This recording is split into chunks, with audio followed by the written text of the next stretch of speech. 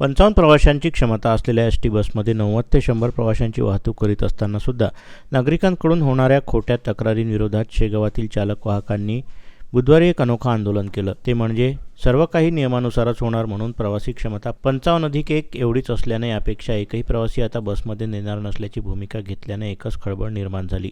Shegaon S T आगारामध्ये आधीच S T बसेसची कमतरता असून या बस स्थानकावर राज्यभरातील प्रवासी श्रींच्या दर्शनासाठी येतात, त्यामुळे येथील एस टी आगाराचं उत्पन्न बऱ्यापैकी आहे। दरम्यान शेगाव तालुक्यातील ग्रामीण भागातील काही गावांमध्ये विद्यार्थ्यांकरिता एस टी बसेस सुरू करण्यात आले आहेत। मात्र शेवटच्या स्टॉपपर्यंतचे विद्यार्थी आणि प्रवासी बसमध्ये चढत असताना अनेक प्रवासी व विद्यार्थी खालीच राहतात। असे विद्यार्थी व प्रवासी नेहमीच चालक वाहकांच्या तक्रारी वरिष्ठांकडे करतात व वरिष्ठ अधिकारी कुठलीही शहानिशा न करता चालक वाहकांना जाब विचारतात।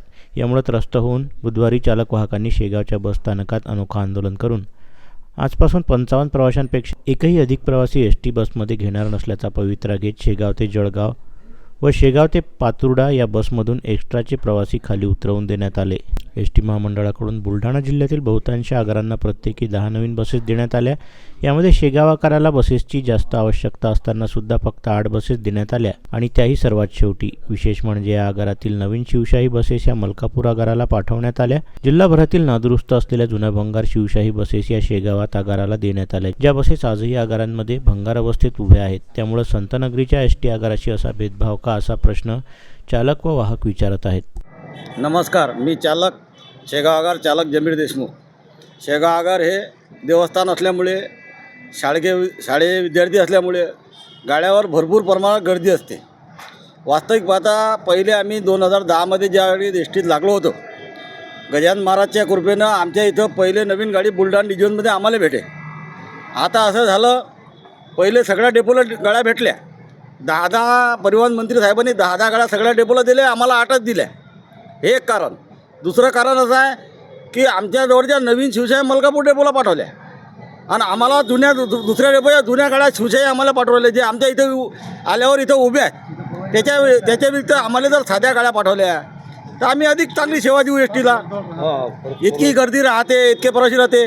जळगाव जामोद डेपोच्या मानव विकास गाडी असतात, त्या मानव विकास गाडीत ते विद्यार्थी प्रवास करत नाहीत आणि ते लाल गाडीत गर्दी करतात।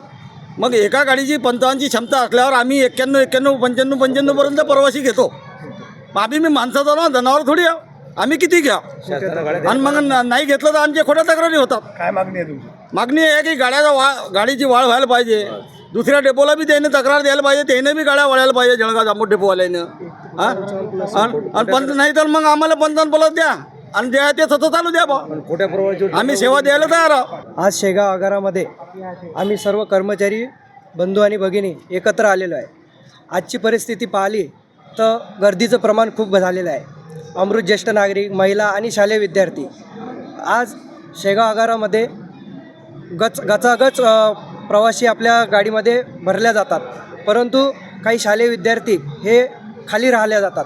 मग ते आपल्या पालकांना सांगतात की बा आम्हाला चालक वाहकांनी घेतलं नाही किंवा बसच्या खाली उतरून दिलं। ह्या खोट्या तक्रारी घेऊन ते प्रशासनाकडे येतात आणि प्रशासन यावर चालक वाहकांना विचार न करतात की बा तुम्ही विद्यार्थ्यांना का नेलं नाही।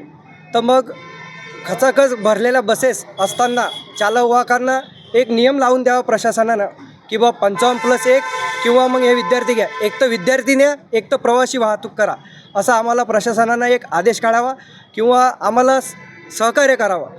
दुसरी गोष्ट अशी की प्रवासी हे आमचे दैवत आहे, हे बरोबर आहे, परंतु एकीकडे चालक वाहक यांची बी तुम्ही काही व्यथा आहे त्या ऐकल्या पाहिजे।